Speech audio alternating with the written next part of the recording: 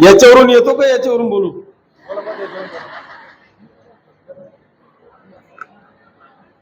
आजच्या bank of महाराष्ट्राच्या वतीने आयोजित या महिला सक्षमीकरण व सन्मान सोहळ्याच्या कार्यक्रमाच्या निमित्तानं या ठिकाणी उपस्थित असलेले बँक ऑफ महाराष्ट्राचे एजीएम आदरणीय प्रवीण सिंग, आपल्या बँकेचे मॅनेजर आदरणीय जयदीपजी, बाजार समितीचे सभापती आदरणीय गणेश पाटील, पाचोरा नगरीचे नगराध्यक्ष संजयजी गोहिल, ज्यांनी आताच आपल्याला मार्गदर्शन केलं ते आदरणीय मालकरजी, मंचावर उपस्थित असलेले आपल्या गावाचे पंचायत समितीचे सभापती आदरणीय सोनार, मंचावरील सर्व मान्यवर, सन्माननीय व्यासपीठ आणि समोर मोठ्या संख्येने उपस्थित असलेल्या सर्व माता भगिनी आणि तुम्ही किती शिस्तीत बसलेला आहात हे पाहण्यासाठी उपस्थित आमचे सगळे बांधवांनो, भगिनींनो आणि मित्रांनो, मी पहिल्यांदा या बँकेचे वरखेडी ब्रँचचे मॅनेजर जयदीपजी आणि त्यांचे सर्व सहकारी, त्यांना मोलाचं सहकार्य करणारे आमचे सतीश भाऊ यांचे मनापासून अभिनंदन करतो, त्यांना धन्यवाद देतो की त्यांनी जवळपास 200 गटाच्या 2000 भगिनींना एकत्रित आणण्याचं काम या ठिकाणी केलं, त्याबद्दल मी त्यांचं मनापासून अभिनंदन करतो। मला असं वाटतं की आज जवळपास 1,70,00,000 रुपये आमच्या या भगिनींना वाटप होणार आहे। याच्या आधी 4 करोड रुपये त्यांनी वाटलेले आहेत आणि आजचा हिस्सा पकडून जवळपास 5,70,00,000 रुपये आमच्या या सगळ्या माता भगिनींना एकत्रित आणून तुम्हाला बँकेत न जाता बँक तुमच्या जवळ येऊन या ठिकाणी वाटते, त्यांचं मी मनापासून अभिनंदन करतो, त्यांना धन्यवाद देतो। अर्थात या सगळ्या गोष्टींसाठी आपली पात्रता लागते। बँक इथपर्यंत यायला तुम्हाला सगळ्यांना एकत्रित करण्यासाठी या ठिकाणी येते, नुसते बँकेचे मॅनेजर नाही तर बँकेचे एजीएम थेट जळगाववरून या ठिकाणी येत आहे आणि तुम्हाला एकत्रित आणून हे 1,70,00,000 रुपये घ्या अशा पद्धतीचं वक्तव्य करताय। याचं कारण फक्त तुम्ही आहेत की तुम्ही ही पात्रता त्या ठिकाणी प्रदान केली म्हणून बँक या ठिकाणी आली, अन्यथा या ठिकाणी आली नसते। मी आज 4-5 आमच्या भगिनींचे भाषण ऐकले। या माईक मध्ये एवढी ताकद आहे की अनेक लोक स्टेजवर बडबड करतात, पण माईक जवळ आले की सगळं विसरून जातात। पण मी इथे आलेल्या आमच्या त्या माता भगिनींचं 4-5 CRPचं मी भाषण ऐकत होतो, ते त्या इतक्या पोट तिडकीनी की मी काय केलं, 2020 पासून काय केलं, 19 पासून काय केलं, 22 मध्ये काय केलं आणि आज बँकेने मला किती कर्ज दिलं, मला किती त्रास झाला आणि आज मी काय करते हे सगळं सांगण्याचा प्रयत्न या ठिकाणी केला। मी तुमचं मनापासून अभिनंदन करेल की आज जवळपास 200 गटाच्या 2000 भगिनी या ठिकाणी आलेल्या आहेत। एवढा मोठा कर्जाचा वाटा तुम्ही या ठिकाणी घेता। मी आज जर का तुम्ही पाहिलं तर मग ते आमचे शेतकरी बांधव असतील, आमचे तरुण असतील, या सगळ्यांची परिस्थिती जर का पाहिली तर 50% आमचं कर्ज NPA झालेलं आहे। 50% कर्ज NPA झाल्यामुळे आमचा एकही शेतकरी किंवा एकही तरुणाला बँकेची पायरी चढायची आमची लायकी राहिलेली नाही। आम्ही जर का त्या ठिकाणी NPA नसतो तर आमची देखील परिस्थिती अशी राहिली असती, परंतु आज बँक तुमच्या दाराशी आलेलं आहे। याचं कारण तुम्ही 2019 पासून घेतलेलं कर्ज हे जरी तुम्हाला त्रास झाला, जरी तुमचा व्यवसाय चालला नाही, पण तुम्ही बँकेकडे दुर्लक्ष केलं नाही, 100% कर्ज परत करण्याचा प्रयत्न केला, म्हणून आज बँकेने तुम्हाला या ठिकाणी येऊन पुन्हा 1,70,00,000 देण्याचा प्रयत्न केलेला आहे। माझी आज आपल्याला पुन्हा हीच विनंती आहे की आपल्याला जर का हीच लायकी हीच पात्रता बँकेच्याकडे टिकवायची असेल तर आम्हाला एक काम कमी झालं तरी चालेल, पण बँकेचा हप्ता आमचा टळणार नाही याची भविष्यात सुद्धा जर का काळजी घेतली तर आज 1,70,00,000 रुपये ही बँक आपल्याला देते। भविष्यात असे 10 कोटी कर्ज सुद्धा ते द्यायला तयार असतील, कारण तुम्ही तुमची पात्रता त्या ठिकाणी निर्माण केलेली असेल। आणि म्हणून माझी सगळ्यांना या निमित्तानं विनंती असणार आहे की आज बँक ऑफ महाराष्ट्राने महिला सक्षमीकरणाचा कार्यक्रम घेतला। मला अभिमानाने आणि आनंदाने सांगावंसं वाटतं की आज बँक ऑफ महाराष्ट्र घेते आहे, पण मी गेल्या 2 वर्षापासून आपल्या या राज्याचे मुख्यमंत्री आदरणीय एकनाथजी शिंदे साहेब आणि आपलं महायुतीच्या सरकारने खऱ्या अर्थाने या राज्यातल्या सर्व माझ्या माता भगिनींना सक्षम करण्याचा निर्णय आपल्या या 2 वर्षाच्या कार्यकाळामध्ये आपल्या या युतीच्या सरकारने या राज्याचे मुख्यमंत्री आदरणीय एकनाथजी शिंदे साहेबांनी घेतला आणि त्याचा परिपाक आपल्याला या ठिकाणी पाहायला मिळतोय। आमच्या ह्या सगळ्या इथं बसलेल्या सगळ्या भगिनी दरवर्षी आता 18,000 रुपये फक्त राज्य सरकार करून आपल्याला सगळ्यांना मिळणार आहेत। त्याचा फॉर्म मला वाटतं अर्ध्या निर्धींनी तर भरून पण टाकला असेल। सगळ्यांचे भरले गेले का फॉर्म? भरले नसतील तर अजूनही 1 महिना आहे। सगळ्यांचे 100% ते फॉर्म भरले जाणार आहेत। महिला सक्षमीकरणाचा हा शेवटचा नाही तर मी आज इथं बसलेल्या सगळ्या माता भगिनींना आपण जर का आतापर्यंत पाहिलं तर तुमचं फिरतं भांडवल बचत गटाचं 15,000 रुपये होतं। या 15,000वरून 30,000वर फिरतं भांडवल नेण्याचं काम कोणी केलं असेल तर ते एकनाथ शिंदे साहेबांनी केलं। इथं बसलेल्या सगळ्या माता भगिनींचं अर्ध तिकीट करण्याचं काम जर कोणी केलं असेल तर ते एकनाथ शिंदे साहेबांनी केलं। 4 धाम केलं का नाही मला माहित नाही, पण महाराष्ट्रातले तर अनेक दर्शनं तुम्ही करून आले असाल याची मला खात्री आहे। 50% तिकीट आहे। 50% तिकिटात मग पंढरपूर जा, तुळजापूर जा, गाणगापूर जा, 50% तिकिटात आमचे सगळं तीर्थक्षेत्र होत आहे। पण सगळ्यात महत्वाचं आम्हाला आता आमचे दिवस गेले, पण आता आमच्या घरात जी काय कन्या जन्माला येणार आहे त्या कन्येला सुद्धा लखपती करण्याचं काम आपल्या राज्याचे लाडके मुख्यमंत्री एकनाथ शिंदे साहेबांनी केले की ती जन्माला आल्यानंतर तिच्या अकाउंटवर 5,000 रुपये पडतील, वर्षभरानंतर पुन्हा 7,000 पडतील। ती ज्या दिवशी वयाच्या 18व्या वर्षाची पूर्ण होईल त्या दिवशी ती आपली कन्या लखपती दिदी होणार आहे। तिच्या अकाउंटवर आता 1,00,000 रुपये पडणार आहेत। राज्याचा एखादी नेतृत्व किती संवेदनशील असावं याचं उत्तम उदाहरण कोण असेल तर मी सगळ्या माता भगिनींना सांगेल की त्याचं नाव एकनाथजी शिंदे साहेब आहे। मी आपल्याला सांगेल की आज आमची सगळ्यांची ग्रामीण भागातल्या आमच्या भगिनींची मानसिकता अशी असते की आमची मुलगी 12वी पास झाली, ती 17 वर्षाची झाली की ती 18 वर्षाची कधी होईल एवढीच वाट पाहता तिचं लग्न आपल्याला कधी करून मोकळं होता येईल याची वाट आम्ही पाहतो। याचं कारण काय की ते परक्याचं धन आहे। तिला शिकवण्यात मी कुठे खर्च करत बसू, त्याच्यापेक्षा जाऊ द्या सासरवाडीला, नवरदेवकडे नवऱ्याकडे जाऊ द्या असा विचार आम्ही करतो आणि तिला शिकवत नव्हतो। तिचं 50% शिक्षणातली फी आपल्या राज्य सरकारने माफ केली। परंतु मला आज सांगताना अभिमान वाटतो की नुसतं सरकार त्याच्यावर थांबलं नाही। एक घटना इतकी विचित्र घडली की एक आमच्या दीदीची प्रचंड शिकायची इच्छा होती की मी देखील डॉक्टर व्हावं, इंजिनियर व्हावं, चांगल्या पदापर्यंत जावं, पण तिचे आई वडील मोलमजुरी करणारे होते।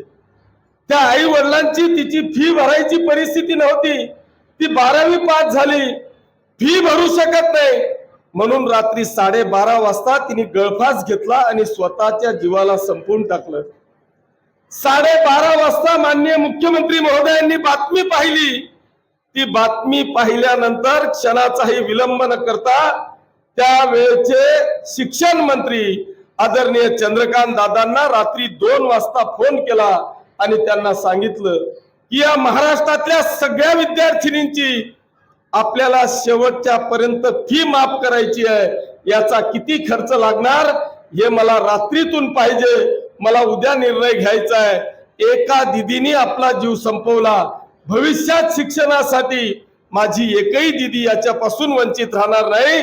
याच्या करता आपल्या या संवेदनशील मुख्यमंत्री आदरणीय एकनाथ शिंदे साहेबांनी निर्णय घेतला। आता महाराष्ट्रातल्या एकही मुलीला, एकही दिदीला शेवटच्या शिक्षणापर्यंत 1 रुपया देण्याची आवश्यकता नाही।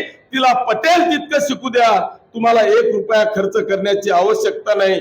इतके संवेदनशील आमचे मुख्यमंत्री की ज्यांनी खऱ्या अर्थाने या महिलेला जन्मापासून तर वयाच्या 65व्या वर्षापर्यंत हिला सक्षम कसं ठेवता येईल, वयाच्या 65व्या वर्षापासून संजय गांधी निराधार पर्यंतच्या श्रावण बाळ योजनेपासून तिच्या शेवटच्या आयुष्यापर्यंत तिला कसंही आधार कसा आपल्याला देता येईल हा प्रयत्न भगिनींनो आपल्या मुख्यमंत्री महोदयांनी केला।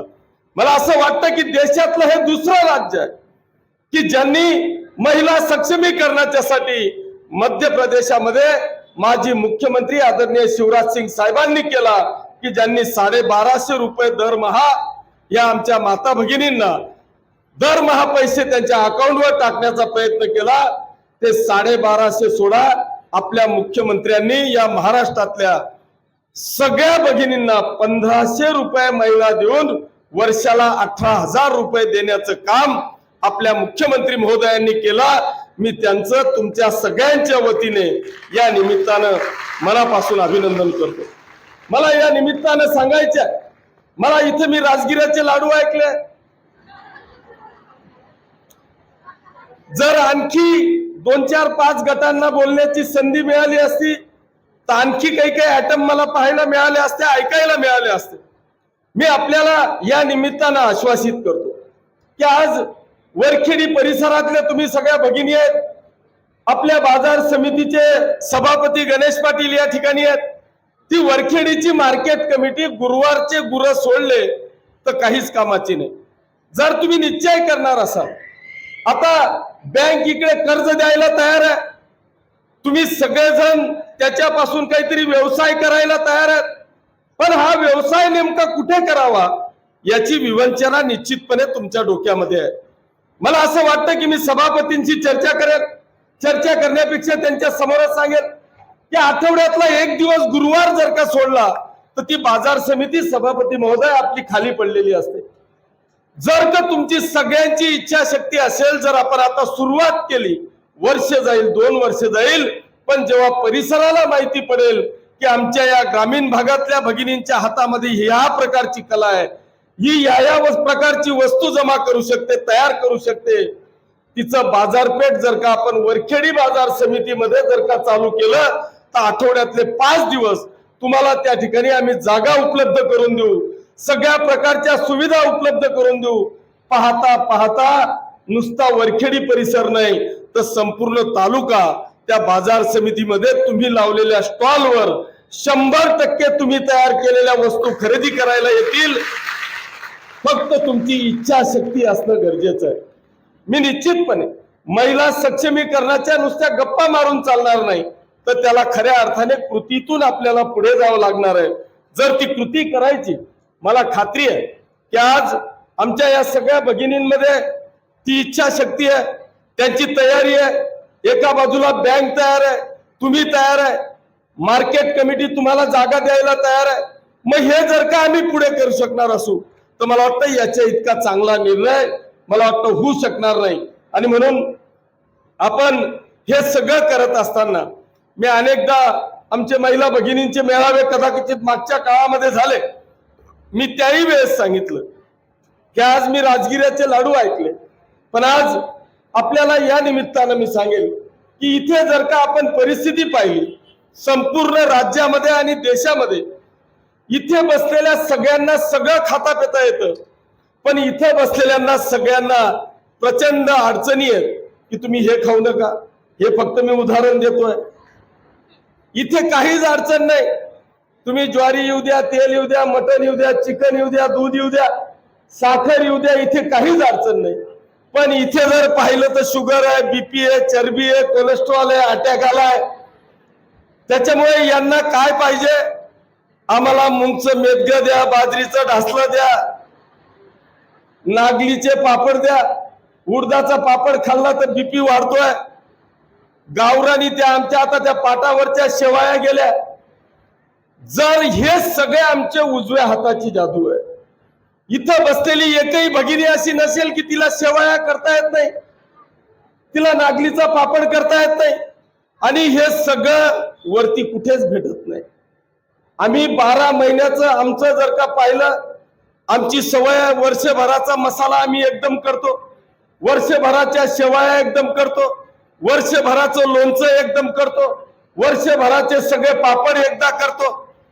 पण आता वरती अशी फॅशन झाली आहे, लोणच्याची बरणी घेऊन या, उडदाच्या पाकिटाचे पापड घेऊन या, नागलीचे पाकिट घेऊन या, तो गरम मसाल्याचं पाकिट घेऊन या.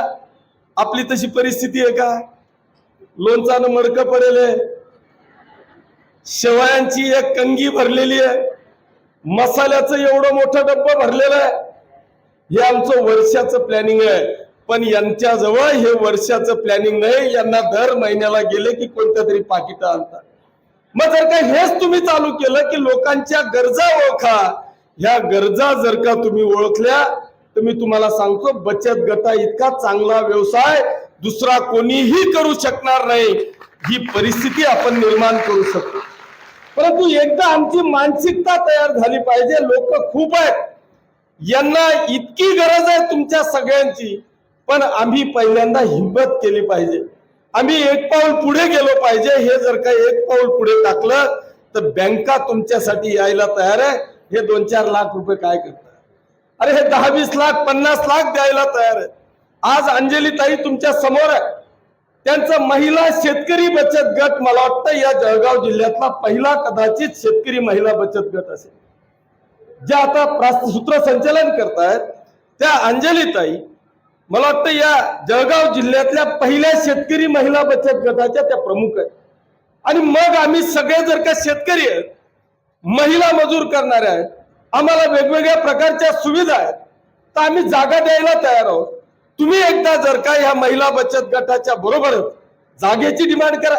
आपण आता MIDC मंजूर केलेली आहे, MIDC मध्ये आम्ही जागा द्यायला तयार आहोत. पण एकदा जर का तुम्ही पुढे आले आणि ह्या अशा पद्धतीच्या व्यवसाय करायला आपण जर का सुरुवात केली तर माता भगिनींनो, आपण काळजी करण्याची आवश्यकता नाही.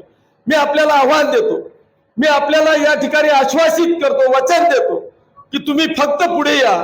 तुम्ही पुढे आल्यात तर निश्चितपणे ज्या ज्या काही अपेक्षा आपल्याला असतील त्या आम्ही शासनाच्या वतीने, आमच्या स्वतःच्या वतीने, आपल्याकडे असलेल्या सगळ्या संस्थांच्या वतीने जे काय करता येईल ते निश्चितपणे करण्याचा प्रयत्न आपण या ठिकाणी करू. वेळ खूप झालेला आहे आणि अजून आपल्याला AGM साहेबांच्या सोबत बोलायचं आहे. AGM साहेबांचं म्हणणं असं होतं की पहिले आप बोलो, आपको अगर कुछ चाहिए तो हम देने के लिए तैयार है, इसलिए मैं बाद में बोलूंगा.